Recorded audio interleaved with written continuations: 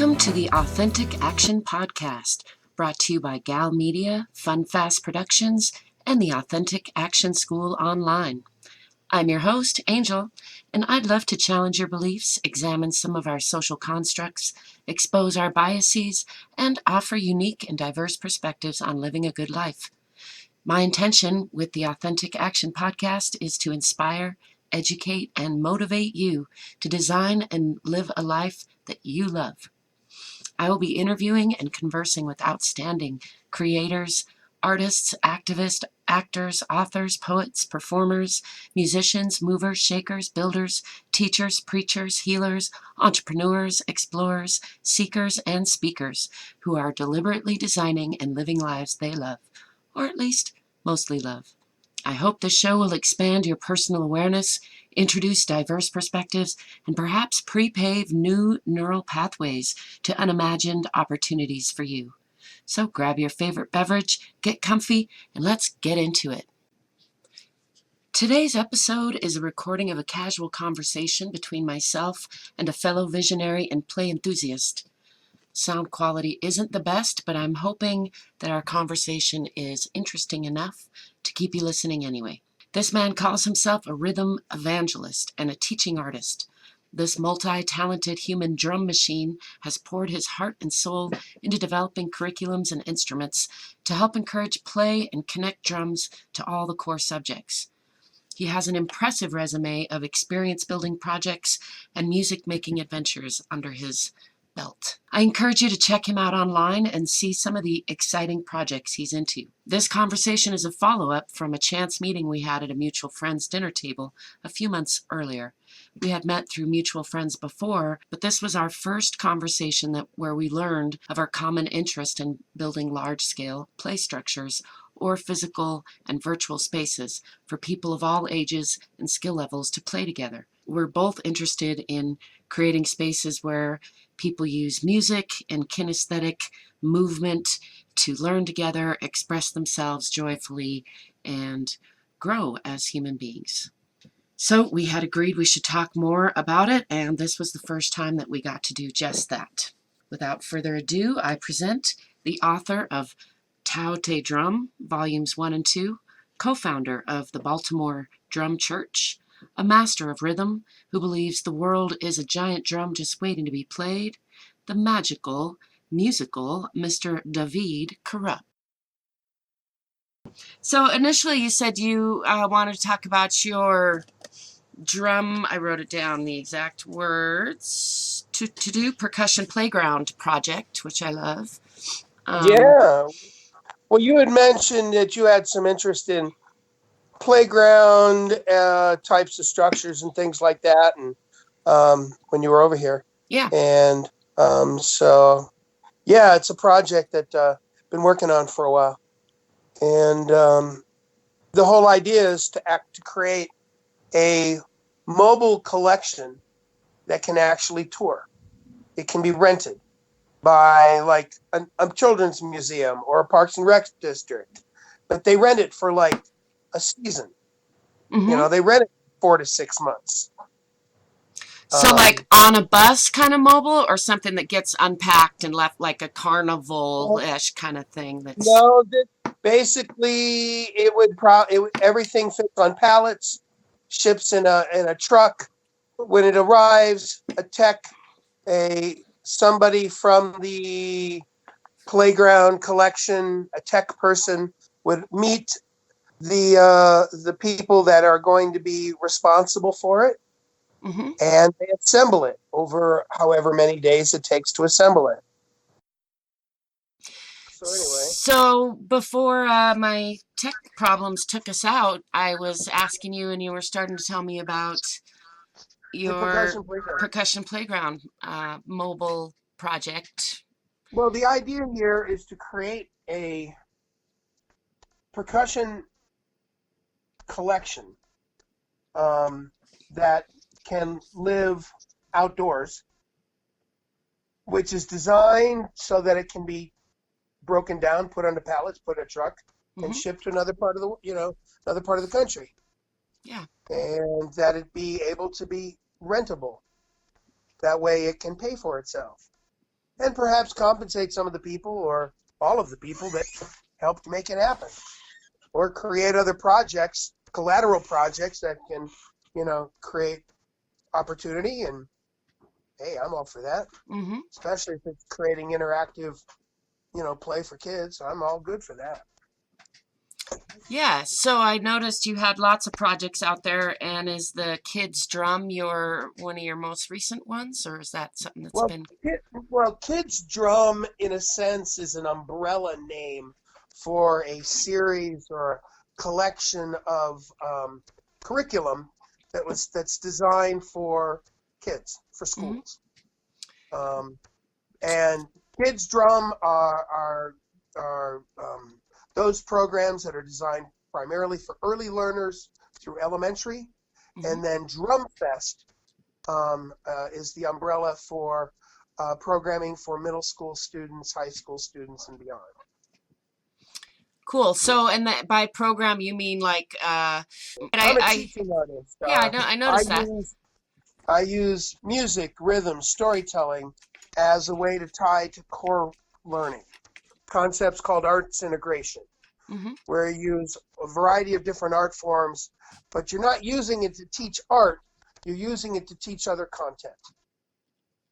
And Cool. by doing that, not only do they improve their cognitive skills, but they're also working on fine and gross motor skills, because they're making things, they're building things, designing things, or if they're for doing Japanese paper theater, kamishibai, well, then they're writing stories and then storyboarding them and then turning them into actual kamishibai cards and learning how to perform them for others. Yeah, I got a whole bunch of shit that I've been working on for a long time, and this is just the next chapter, the next set of stuff to do. Mm-hmm. Sounds pretty So, awesome. and the idea, one of the big ideas here is accessibility. So whether you're in a chair, whether you can see or not, whether you can hear or not, everyone gets a Willy Wonka. Mm-hmm. Everyone gets to. I started this stuff in '94, and so I've been doing this kind of stuff since then. Mm-hmm. Started it here in Albuquerque, working with Kevin Kinane, who's Yeah, he I know stayed him. here when I left. You know Cool. Kevin? Yeah, I do. He's Cool. pretty awesome percussionist as well. Yeah. He is a pretty awesome percussionist. Mm-hmm. Absolutely brilliant. One of Glenn Velez's students. Cool. Studied frame drums with Glenn Velez. Then he came out here in the '90s, and we started this little duo called Street Drumming, Mm-hmm. and used to do open mic and World Beat Wednesdays at EJ's. Nice. Did that for 3 years, and did the World Beat Wednesdays. We did that for over a year, Kevin and I. Sounds But like then fun. I moved on to Vegas when I got married to Paris. Of course, then it was convenient to be in Vegas when we got divorced too. Yeah, that was a trip, but it got me on the road doing the work myself. So I had to be responsible for everything, and that was quite a learning curve, and it was just the kick in the pants I needed. Cool. And so I've been building all of this curriculum forever since then. And it's, it doesn't do any good just sitting in my hard drive. It needs to get out there and be used by other people. I But agree. the percussion playground it's what got me hired by Port Discovery in Baltimore. When I moved there, I brought with me what I called my World Rhythm Drum Circus, which is a big drum exhibit. And I asked when I lived there if I could field trial it at the museum. Mm-hmm. No charge. And I was there. And I was there for 3 weeks, and I had 3,500 kids come through my circus Nice. in 3 weeks. It blew them away so much, they offered me a job, and I worked there full time for 11 years. And when I left, I left them with an indoor collection called the Percussion Garden. Hmm. And it's made up of 7 different installations, 10 different musical instruments. Sorry, 6 different installations, 10 musical instruments. And each instrument has a video screen with American Sign Language, English captioning. There's a blind square navigation system at the apex of the space that the exhibit is held in. But next to each video screen, just below it, is a Braille panel that has all the directions in Braille. And so there's a tag, a digital tag that communicates with the receiver. And so then through an app, that would be through a Bluetooth and an app on your phone, a blind person could navigate to all the instruments based upon a compass star and their current orientation in the exhibit space. Wow. Yeah. That sounds So now I want to do awesome. that outdoors, so that it could go into a park, or it could go into a mall, or it could go into a museum, or outside, because it's designed to be an outdoor collection. Yeah, and I guess one question that comes to mind off the cuff is, do you see it as a mobile installation because it's cost prohibitive to repeat in different places, or is it important for it to be temporary for a reason? Or Well, in order to get permanent installations, it's nice to have units that can go out and serve as models and demonstrators, and also as inspiration. Sure. To inspire other creation from other people. You want the whole planet to be turned on by this. And this isn't a new idea in the sense of having an outdoor collection. My take on it that makes it uniquely mine will have to do with all the interactive technologies that I want to integrate into the collection. That includes everything from solar, shelter, creating shade, by creating shade also creates projection surfaces. It also creates the opportunity to have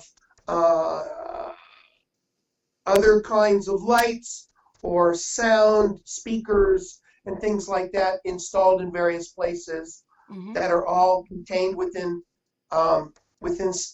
individual units that at the end of any given day can shut down and completely lock itself up like a turtle, but then it has its own security system that with video and lights and sound, kind of like the movie Tobor from the 50s, which was all about this robot, and these guys were trying to break into this property. And as soon as they got over the fence, lights went and music was being played, and it was scaring the bejesus out of these guys. I, on the other hand, think a nice, soothing voice informing whoever's attempting to mess with the gear that the local constabulary has already been contacted. You've already been photographed and video documented. So if you'd like to make yourself comfortable, assistance will be there momentarily. I figure a good sense of humor is not a bad idea, but it also creates a product you can sell elsewhere too. Because you're able to integrate these technologies together, so it becomes something that can be used in outdoor trade shows or at fairs and festivals and other kinds of things. But I like it for this. You can even have graffiti components. So components that are designed for it to be tagged. Yeah. No problem with that at all. Yeah, No problem with that at all. That'd be fun. But then I would want to have, as part of the exhibit, a tag challenge. So it becomes part of an event that the hosts can actually have. And The other thing is, depending upon where it goes, because the initial idea was for urban settings. Mm-hmm.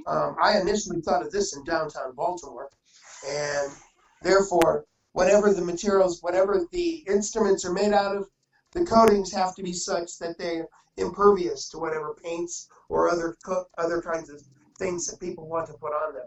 Mm-hmm. It just will it'll just slough right off. It won't take any kind of paints or anything else.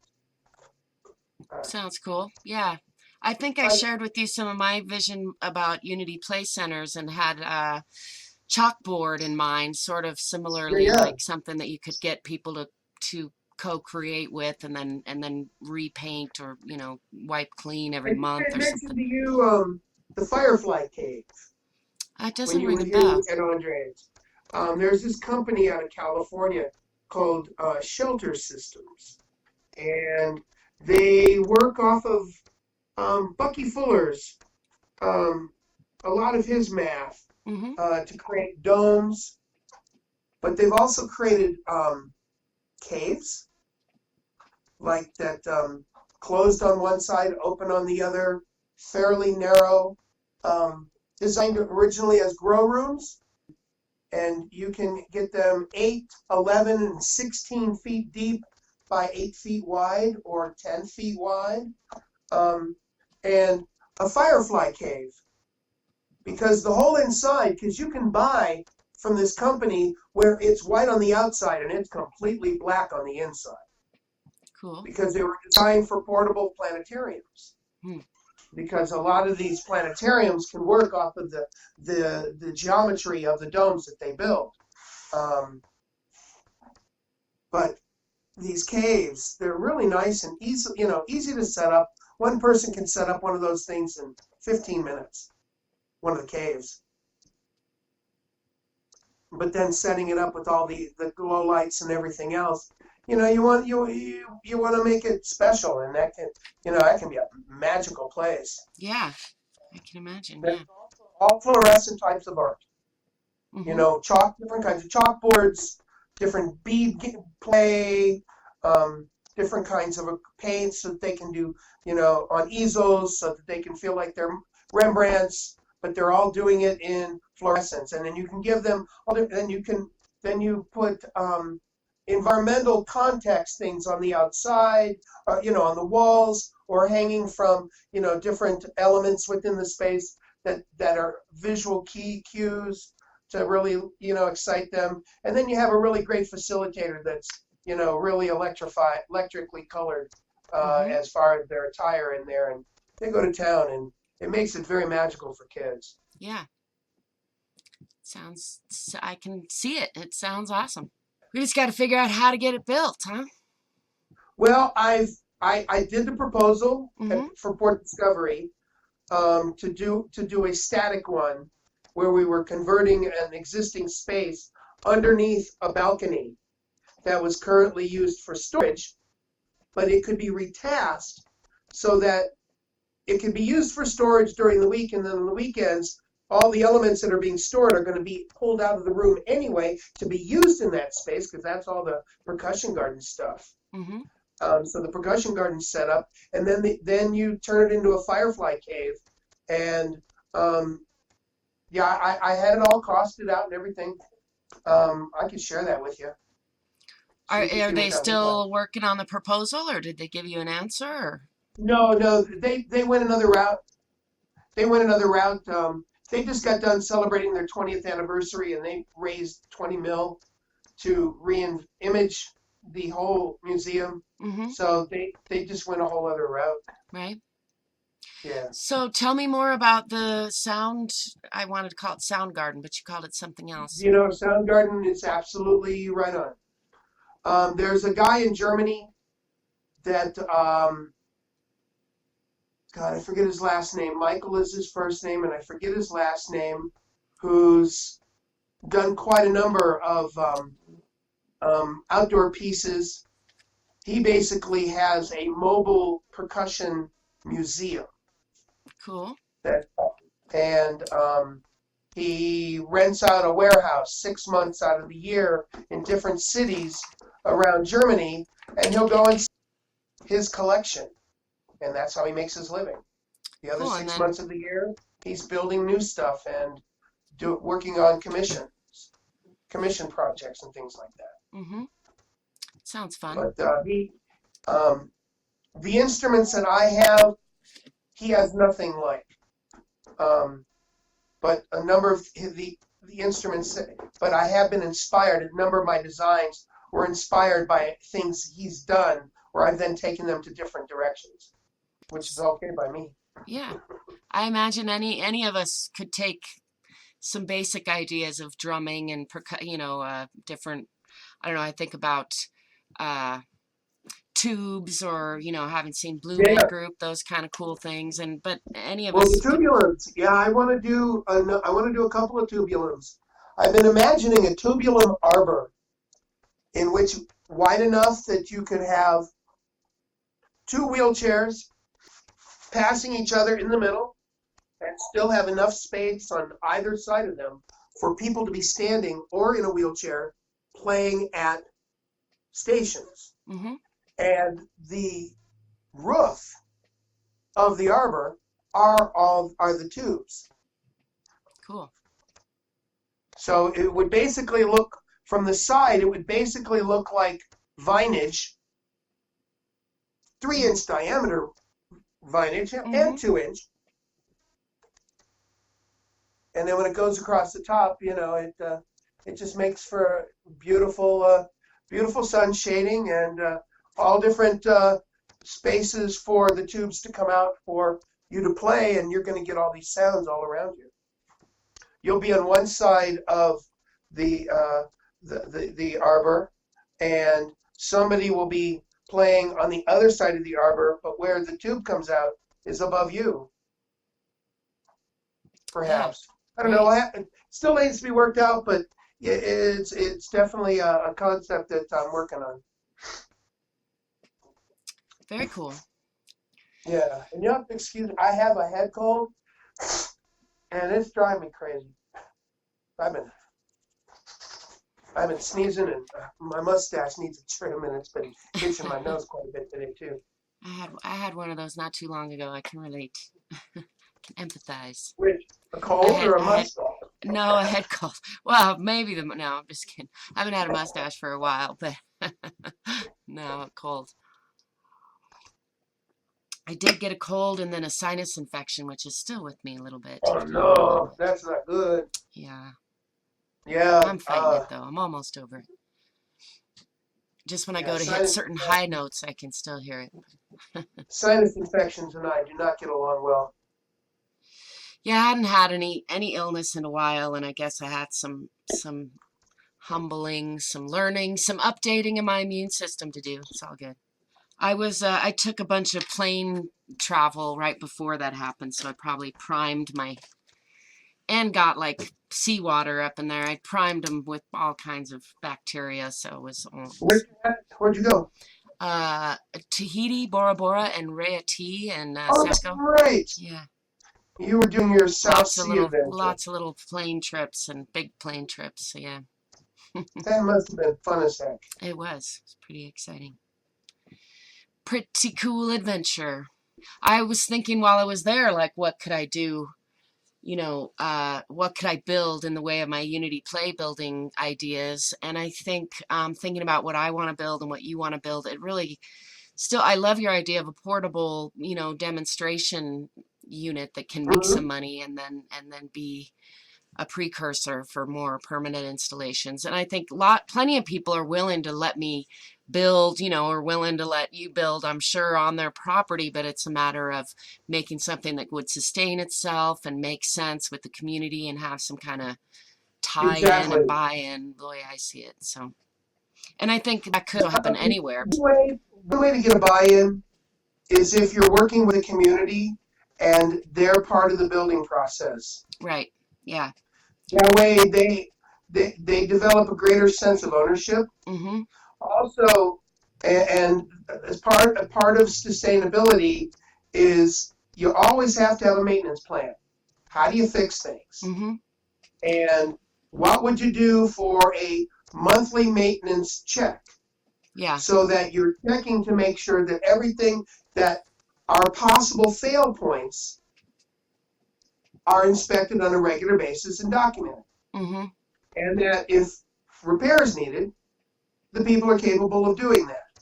And in an educational process, working with a group of people to build such a collection that would be permanent for them, or mobile so that if it was meant only for 3 seasons and they would store it for a winter because they get really bad winters and no one's going to play it in the winter time, that's possible. Mm-hmm. But so it would be reasonable for a host community that had a collection like that they were fully capable of being able to take care of all of that. Yeah. So I Including think, the monthly maintenance and the whole bit. yeah. And you teach them that. So I And think I then, shared with you some of my vision, which was similar to yours, but attached to these community centers, basically these giant sculptural buildings, which could sell tacos and have indoor conferences and things, and then the tails could have some indoor. I'd love to see people sharing, making music in different places of these centers, and then maybe able to record it, maybe put it in a virtual reality, or at least in some kind of way that could be then shared online, if they, you could choose to share it or not share it depending on what you made. But so my initial vision was for these 2 dragons surrounding an outdoor sound play, potential stage area with, I mean, again, I'd love to see 50 or 500 of them, and each of them varying depending on the community that's building them and where they're built, but ultimately have that educational system merging with a local and a global community system that's put together and developed culturally in such a way that it outlives any, you or I or any one person who, and of course some of them probably wouldn't survive as buildings, sometimes don't, but I see the potential to set up an infrastructure, and I love your ideas about education and tying that into communities so that they're tied. I'd love to see it tied to the health community as well, just for demonstration purposes, because you could be serving, greenhouse to table tapas, keeping it real simple, but having for example, do you know such an organization out here that would be worthwhile partnering with, that you would be able to then create that benefit for their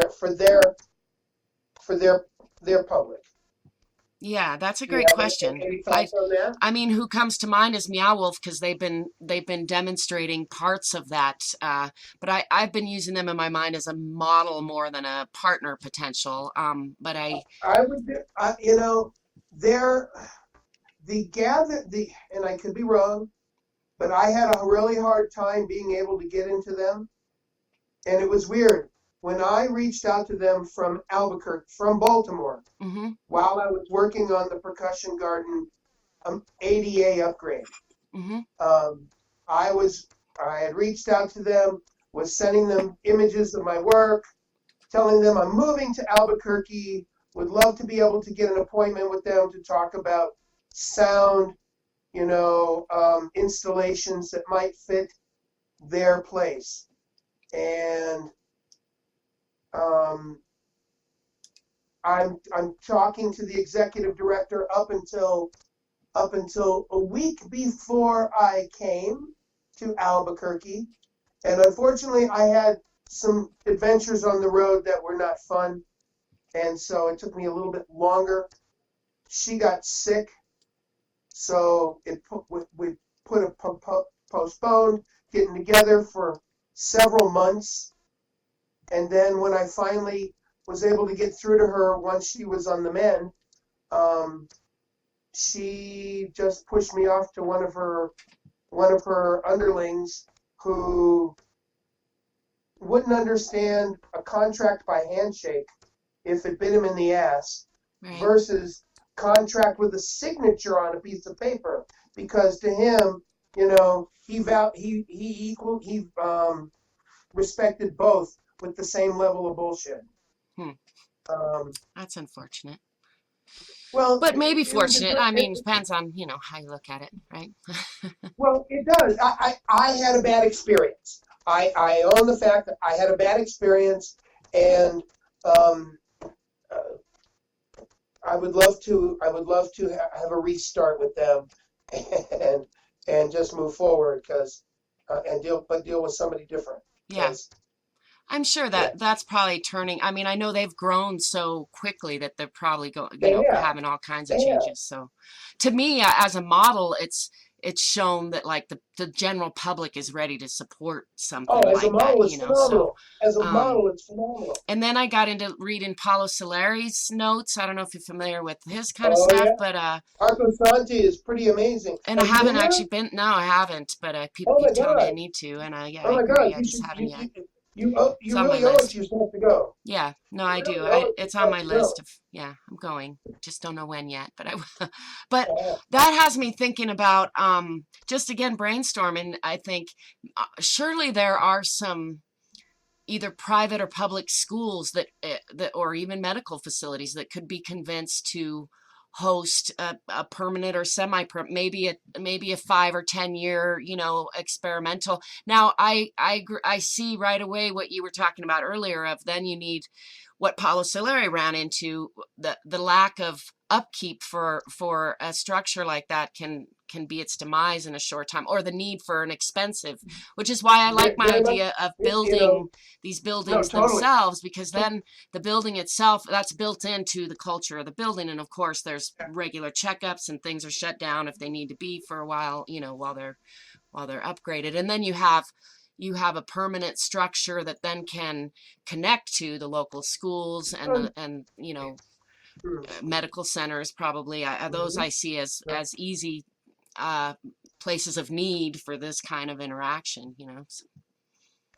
And then ideally they're electric car charging stations. So people, as we're about to get this big influx, I think, of electric cars, it will entice people to go spend a couple hours there, going to a show or having an experience, because they can right. get their car charged up and or have some lunch, and if they time it right, catch a show, but even almost all the time have a potential, almost a build your own adventure kind of experience from the Right, time they right. walk in the door on out. Hmm. Mm-hmm. Yeah. I like that idea. So yeah, I've had this vision for a while now, and I keep waiting for the universe to bring me the money or the property. And so far, apparently I'm not fully aligned with it because it's not in my pocket yet. But I do Well, still. here's a couple things. Hmm. You got any sketches? I do a little, but they could be better for Okay. sure. Yeah. It, but see, that's a place to start Hmm. because from a sketch, you can create a piece of art. Yeah. No, I agree. I think for And me, my sketching, I could get better, but what I'd like to do now, I think, now that you bring that up, is small scale modeling, a little more mhm, dynamic and exciting that's than the important. sketching. That's And important. One of the structures that I also want to build is known as a star tetrahedron. hmm It's kind of like a three-dimensional Star of David, nice. resting on its side. Hmm. So that means it has four legs instead of just standing on one. Hmm. Um, and basically, it's designed to have instruments suspended on the outside and on the inside. And again, entrance points have to be wide enough that two wheelchairs can pass each other at ease Hmm. through the opening. That's one of the things with the ADA. Hmm. Also, at all junction points, a wheelchair must be able to have a full 5 foot turn radius. Hmm. Um, I like it. so, so using the ADA allows you to start by, let's picture our footprint. And then from there, what do you fill that footprint up with that still allows for these pathways to exist Hmm. and still make it enticing and exciting? As I said, even if you can see or not, hear or not, walk or not. Yeah, I like it. Universal design used to be the buzzword. I don't know if it still is, but trying to I think like of, universal design. yeah, I did too. I mean, the first programs that I developed for Port Discovery when I was hired there was using universal design. That was the methodology that they taught. I mean, they put us through a mess load of workshops Mm-hmm. for a couple of years. Then they went to a couple of other systems that um, seemed to be a little bit more hit and miss. Mm-hmm. And then they hit upon one that was very transparent from the get-go, and it takes 18 months to get from one end to the other for one program. I was originally delivering programs within 3 months when I first got hired, but then, which was exhausting. Yeah. But then, a year was reasonable. 18 months, that means you always have to have something on the drawing board, always something launching. In order to be able to make it worthwhile, you've got it takes several years in order to have enough projects in the pipe in order for your workload to be interesting enough. Yes. I mean, I guess I see in what you've described of your vision, it seems like you could have enough for people to have a 3-hour experience right Oh, out the gate, easily. and then Oh my if God, they wanna, easily. and then systems in place where they could build that into a Yeah, 3 or 6 or 18 month project if they wanted to, but they could also get value, from coming in and having the 30-minute to 30-hour experience if that was more in line with what I see. I guess I do see like the compatibility with semester schools and trying to match up with mhm, some programs for sure, but right, I think you could have the infrastructure that could support that. You just plug in the like you've already kind of worked out with your core curriculum programmed, right, where that's easy to work, doesn't take new equipment necessarily, just the maintenance true, or of and maybe true, updating, of course, as it right, right. grows, or as you learn. But Mm-hmm, yeah, I love some of the stuff. I didn't get to check out everything, but what I saw of some of the giant drums mm-hmm. just cool experimental sound play stuff that you developed for kids. I think It's a that's, blast. yeah, yeah, looks It like is, great fun. and I just haven't been able to figure out anything else better to do with my time. Yeah, I could see how that'd be hard to compete with. Yeah, it can be Yeah. difficult, and oftentimes a real challenge. Yeah. So Oh, there what it would is. It's what if you had to sum up your hope for the future for moving this forward in a in 1 to 3 points, what would that be? I'm sorry, say that again? If you could get like 1 to 3 wishes, I guess, of how this could unfold, where could what you would need for it to unfold the way you want it to unfold, or where you see it heading, or where you hope it's heading next. Well, where I see a team needs to be put together of key people from different areas Mm-hmm. of industry, education, museum science, whatever, solar, a team of Mm-hmm. people that can see the vision that I have, and are willing to offer their 2 cents to be a part of the development process, um, and from there developing the whole thing all the way to kicking it off. Because something like this is too important for it to just be me, because I don't have all the resources to make it happen. Mm-hmm. But I know people from different fields that if I can bring them together and see, and they get hooked to my passion of what I'm seeing here, then I foresee this thing being able to fly. Because it really does need a village to be able to raise the necessary resources to make this happen. Mm-hmm. Um, if we're talking accessibility, then we need to have somebody like Gallaudet University or some other major institution that deals with the deaf as a part of the process. As well as a major institution that's invested in vision. Um, Yeah. as well as the people that are working on such things as like Blank Square, which is an actual product. You can purchase it. Mm-hmm. Because I have very specific parameters that I'm looking for that I think will have crossover potential for the future. I'd like to bring them on board as a partner versus as, that doesn't mean they don't get paid. Every entity that, they still got to pay their bills. That would be all part of the fundraising, but you still include them as part of the design team. Mm-hmm.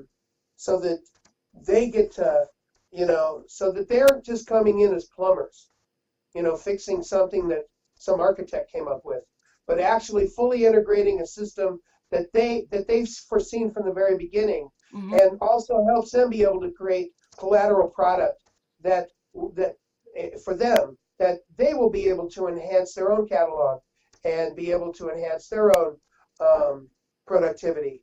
And so any company organization like that, I want them to be able to benefit in that way, and that is above board. And that way everyone is working for the good of the project, because what comes collaterally from the project will feed them for Mm-hmm. years to come. But the only way that collateral stuff happens is if the project just sails down and without anything knocking it down. Yeah, I agree. My initial vision involved like either Richard Branson and Virgin Records and the SpaceX team, or Now really hooking up that, that with. but that's another thing, because the stuff he's doing down in New Mexico, with his spaceport down there, Yeah, Spaceport America, that I think that maybe that might be a great place for I what think he does. great match there, and that was my initial vision, was like hook up with some of these big entrepreneurial figures, or one, the right one who sees the beauty in the vision and is willing to put in the 51% or what, or get it started for even full, with the right vision. It could be, a really Oh, good fit absolutely. with where they would make, where it would be highly sustainable and profitable, and a great thing to have their logo on, somebody like Branson, or Elon Musk even, or who knows. I thought somebody with an incentive to connect to the music part, or the alternative energy part, or all of the above. I listen to a It would be podcast called. worthwhile to check out their PR package about the facilities. Mm-hmm.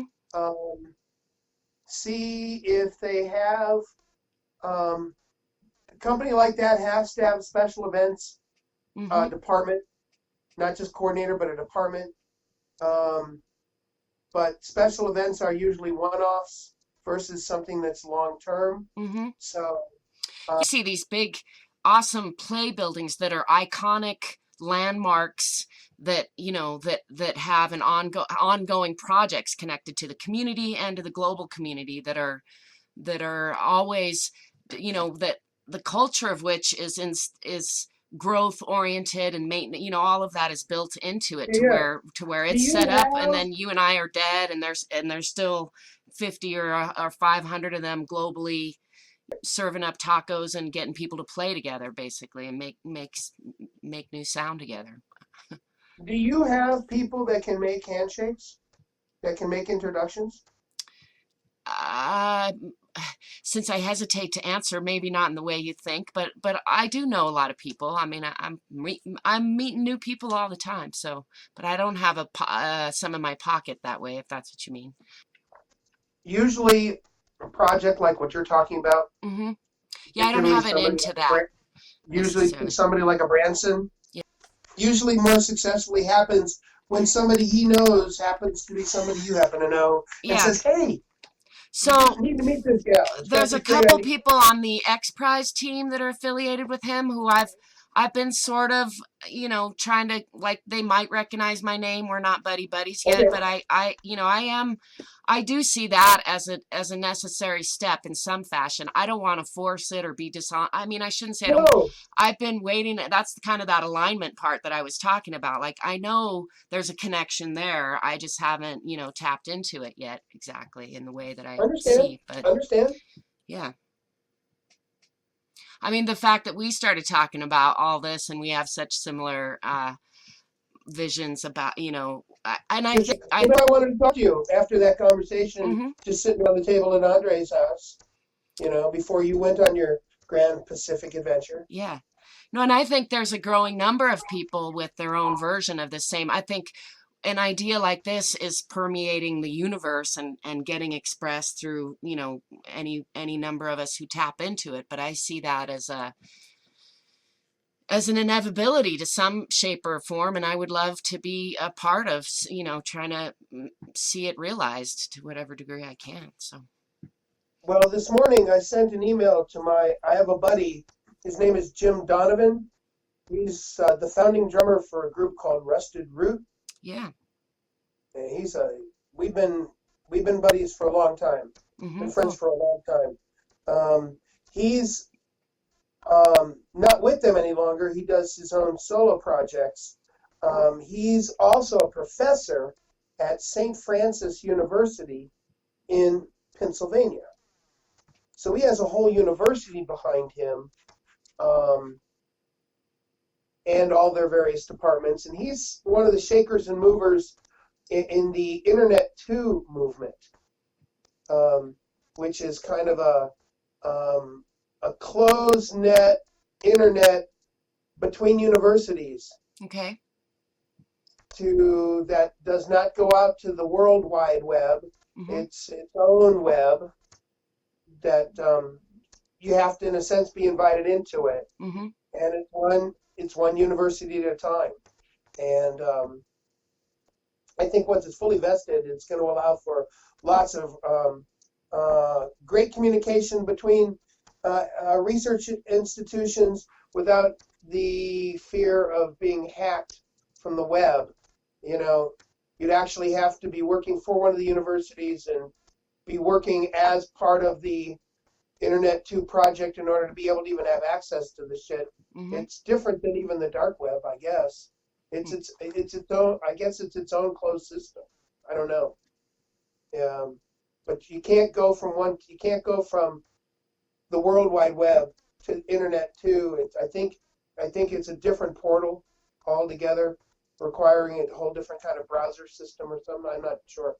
Anyway, Yeah, I don't um, know I, enough about those such things. It all starts to I don't become a either. I was mystery just to me. laughing, not even knowing why we went there. Think that you were asking me about contacts, and you mentioned him, Right, I right, right, think, as a right. potential, But and I think it's a great example. There are many ways, avenues that this could come to fruition. And so I guess why I'm interested in, I know you've put a lot of time and energy into it, and so you mentioned the education route a lot, and well, that's just because that's my background. That's the kind of work I do. yeah, no, I see that, and I think it's excellent. And I have some of that background, but I guess I'm more skewed over to the business, of course, not in a way that's given me the money I want yet. So, but just the way I think about it, of like if it was set up like a business, then it would be easy for it to collaborate with schools or whatever, and the general public, which I guess is the vision that I had was really to try to be accessible to various, to not have to interface with institutions locally and globally, but not be under the umbrella of any of them, so, to allow some element of freedom, especially on a global level. I know I've eaten up Yeah. quite a bit of your time. I guess it's already No, no, almost no, 8 o'clock. no, So no. I got plenty of time. cool. Well, so are you still kind of waiting for to hook up with the right educational institution? Is that your main thought for moving forward with No, your right now, vision? I'm working on there's a teacher at a school here in town who does computer graphics, and I talked with him when I was doing some substituting at his school about him perhaps helping with some drawings. Mm-hmm. And so I was going to get up with him to try to get some drawings. Mm-hmm. And I was going to start putting out these feelers to several different folks that I'm wanting to pull into being part of a team. Mm-hmm. That Jim Donovan, as I said, the guy from Rusted Root and Mm-hmm. St. Francis University, guy by the name of John Fitzgerald, the he's the director of recreational drumming for Remo. Nice. And I've known him for a long time, and I want all the drums to have Remo heads. Mm-hmm. They deal with synthetic heads, and since we're also looking at effects and things like that, it would be nice if Remo was a part of that, and just, if they got some collateral, profit off of that from there. Hey, it's not my fault. Right. Actually, it will be my fault, and I will go, yay, thank you very much. And, not as if it'll make me $1 million or anything like that, but if I can make this thing sustainable to take care of me for as long as I need to be able to take care of me, then that's all I care about. Mm-hmm. The rest, because I never really started working full time until I was in my 40s. Before that, it was going from school district to school district to school district, because that was the only work I got. But I did it very well, and I did it, to the point of 700 elementary, middle, and high schools that I did at least an assembly program in, and over 70 residencies where I was at a school for at least a week or more. So, and that's about 25 years of work, and unfortunately, that's all piecemeal work, and you don't make any real retirement off of that. So if a project like this could help feed me for a while, I will not object. Mm-hmm. But I think it's important that it also feed it. But here's a big thing for me is that it has to be able to feed others as well. Mm-hmm. It has to be able to feed others as well. That way it's sustainable. Because if it can only feed one, then that's not sustainable. Because then it can only feed that one as long as that one's capable of doing the work. And then it's done. Yeah. It needs to be able to live past me. Therefore, it needs to be able to sustain many other people in different ways. Doesn't mean it's going to make them rich. But if it's one piece of a pie of other products or collateral things that can be created, hey, I'm all for it. And it doesn't even have to be the first thing that gets created. If another idea pops up that's, has more magical legs at the time, let's create it and make it happen. Yeah. It's like your business, you're a business person, I'm a creative person. I've been needing a business person to help me with this shit forever and a day. That kind of stuff. Mm-hmm. It's putting the right kind of team together that have the balanced skill sets to pull the whole thing together. Because I'm tired of just dreaming about it. Mm-hmm. I want to make this thing happen. So how do you feel about public, like crowdfunding or public owners, like making it a public company and getting, 100,000 people to put in $10, for example, or something like that to get the first one built? I don't have a problem with that. As long as it is fully thought through. Mm-hmm. So that when the campaigns begin, every I has been dotted, every T's been crossed, and there are no surprises. Mm-hmm. Meaning, I understand the full scope of consequences.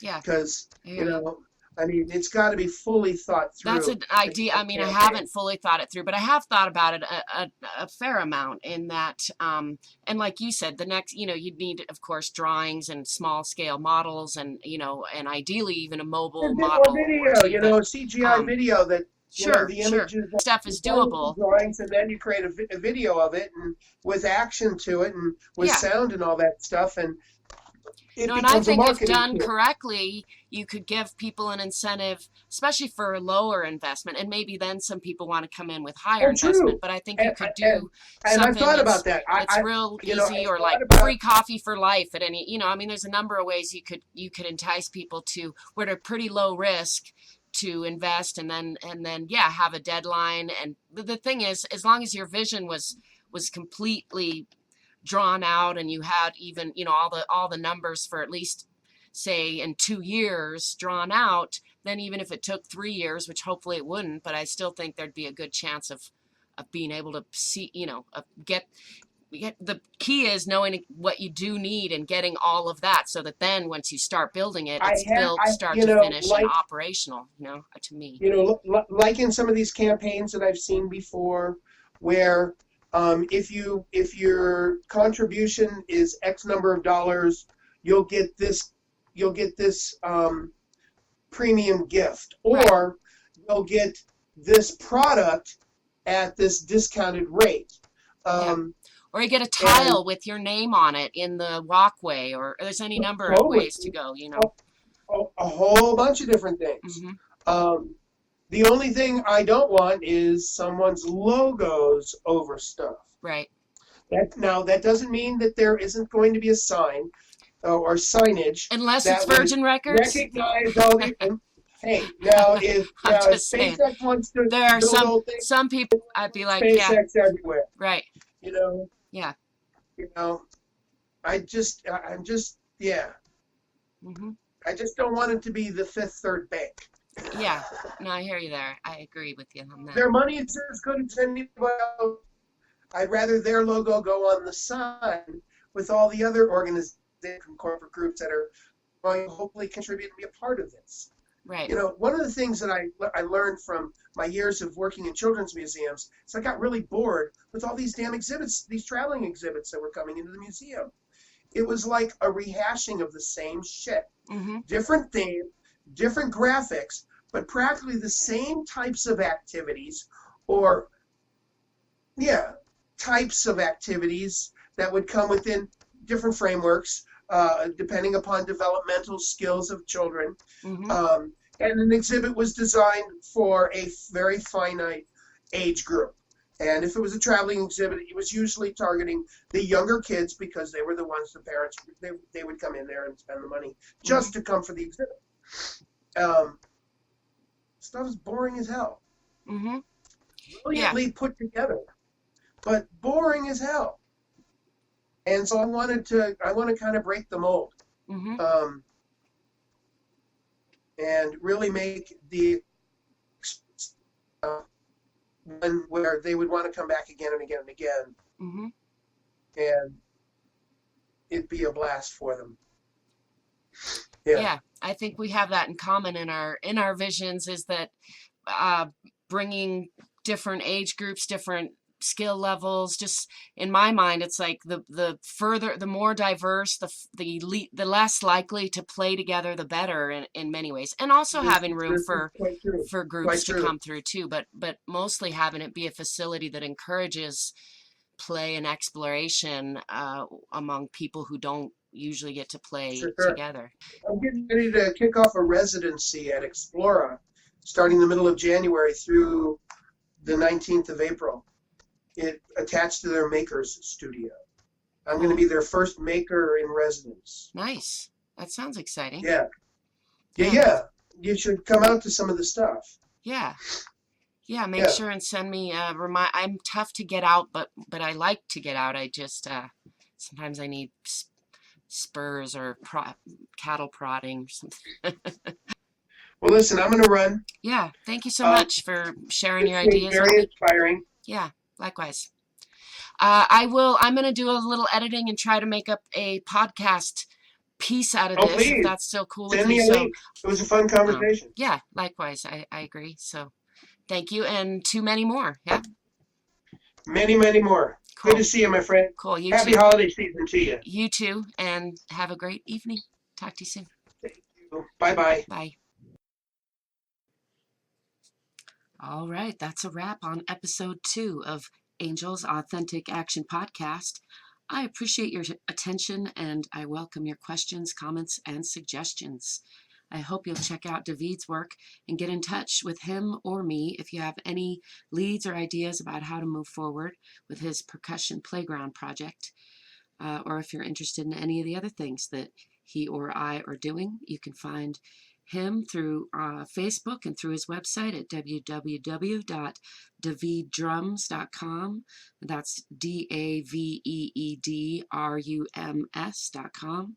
And you can also find out more about me and the Authentic Action School on most social media platforms, or you can find my website at galily.com or www.angellily.com. That's with 4 L's, ANGELLILLY.com.